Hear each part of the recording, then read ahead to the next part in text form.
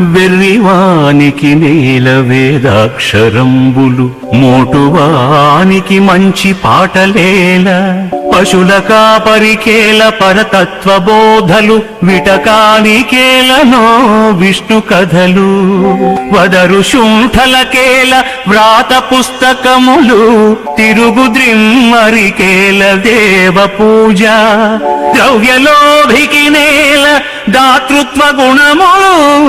దొంగ బంటుకు మంచి సంగతేల, క్రూరజనులకు నీ మీద కోరికేల, ద్రోహి పాపాత్మునకు దయా దుఃఖమేల, భూషణ వికాస శ్రీధర్మపుర నివాస, దుష్ట సంహార నరసింహ దురిత దూరా, ఆ